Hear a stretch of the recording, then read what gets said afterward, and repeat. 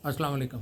मेरा नाम डॉक्टर समी है और मैं पाकिस्तान रेलवे में एज ए डॉक्टर काम कर चुका हूँ। पाकिस्तान रेलवे का एक हॉस्पिटल है कैरन हॉस्पिटल लाहौर में, वहाँ मैंने काम किया है।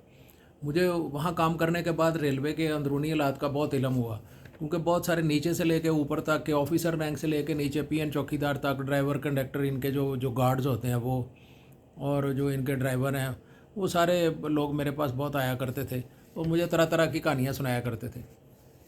आज मैं आपको ये बताता हूँ कि सीएसपी अफसर जो है ना, वो पाकिस्तान की तबाही का बहुत बड़ा सबब है। जिस महकमे को आपने तबाह करना हो ना, उसका हेड एक सीएसपी अफसर को लगा दें, महकमा खुद तबाह हो जाएगा।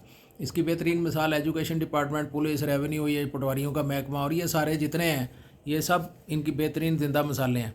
इवन महकमा सेहत देख लें, ये भी, इसकी भी तबाही और बर्बादी का ज़िम्मेदार जो है ना, वो ऊपर बैठा हुआ एक सीएसपी अफसर है। पाकिस्तान रेलवे की बर्बादी की अगर मुकम्मल दास्तान सुनाना शुरू करूं तो 2.5 घंटे की वीडियो हो जाए, फिर भी ये दास्तान ख़त्म नहीं हो सकती। इतनी लंबी कहानी है इसकी। इनके पास अरबों खरबों रुपए की प्रॉपर्टी है। और देखें, रेलवे का जो हेडक्वार्टर है एम्प्रेस रोड लाहौर पे, उसकी जो जगह है वो पता नहीं कितने खरब रुपए की है। और उसकी बैक साइड पे अल्लामा इकबाल रोड है, वहाँ पे जो रेलवे का कैरन हॉस्पिटल है, वो कैरन हॉस्पिटल की अपनी प्रॉपर्टी जो है वो खरबों से भी ज़्यादा की जगहों पे है। रेलवे अफसरान के पास जो कोठियाँ हैं, वो एक एक छोटे छोटे मुलाजम को कनाल 1.5 कनाल का इनको घर मिला होता है। और जो बड़े ऑफिसर्स हैं उनके पास तो महल हैं पूरे के पूरे। रेलवे की प्रॉपर्टी पे कब्ज़े हो रहे होते हैं, हर तरफ हुए हुए हैं। अच्छा, फ़ौज की प्रॉपर्टी पे तो कब्ज़ा किसी ने नहीं किया। उसकी मेन रीज़न ये है कि एक तो उनके पास डंडा है, दूसरी रीज़न ये है कि उनके पास सीएसपी अफसर, उसका हेड कोई नहीं है। अब मैं बताता हूँ आपको, उस वाक़े की तरफ आता हूँ कि मैं जब रेलवे हॉस्पिटल में था तो एक मेरे पास, जैसे मैंने बताया, बहुत सारे मुलाजम आते थे। तो एक ड्राइवर ने मुझे अपनी स्टोरी सुनाई। वो ना डेली उसको दूध आता था।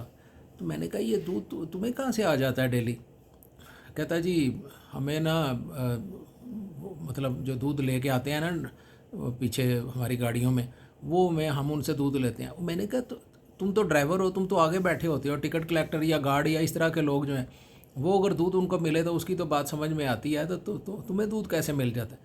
अब अंदाज़ा करें, उसने मुझे सही वाली बात सुनाई।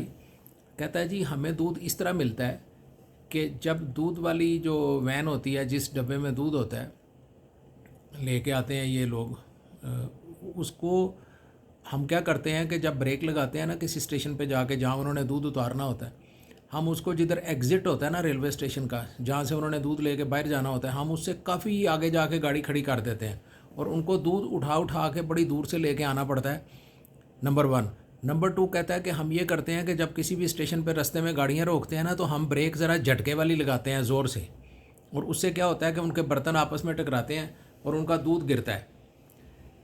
तो हमें इन दो वजूहत की बुनियाद पे कि नंबर 1 के हम ब्रेक आहिस्ता लगाएं, और नंबर 2 के हम उनकी जो जिस बोगी में उनका दूध होता है लगेज वाली, वो हम एग्ज़िट के करीब आके खड़ी करें ताकि उनको दूर से उठा के ना लाना पड़े। तो इस वजह से हमें वो रिश्वत देते हैं। अच्छा, अब आप खुद सोचें कि जब कौम इस हद तक करप्ट हो जाए कि किस तरीके से वो दूध लेने के लिए क्या कुछ कर रहा है। एक ड्राइवर अपनी जितनी उसकी पावर है उस हिसाब से वो अब रिश्वत के लिए मुख्तलिफ़ तरीक़ों से तंग करी जा रहा है। तो जब कौम, मैं कहता हूँ, इस हद तक करप्ट हो जाए, तो कौन सा नवाज़ शरीफ और कौन सा शहबाज शरीफ और कौन सा इमरान खान हमें सही कर सकता है? जब हम किसी अदारे में हमें काम पड़ता है तो हमारा दिल करता है कि वहाँ पे कोई फ़रिश्ता बैठा हो, जब हम जाएँ तो डॉक्टर फ़रिश्ता हो, पुलिस वाला फ़रिश्ता हो। और जब हम अपने कारोबार की तरफ नज़र मारें, अपने सरकारी कुर्सी में जिधर भी हम लोग बैठे होते हैं, तो उस वक़्त तो जो है ना हमें कोई अल्लाह याद होता है, ना कोई इस्लाम याद होता है, ना कब्र याद होती है। अल्लाह अपनी रहमत करे हमारी कौम पे।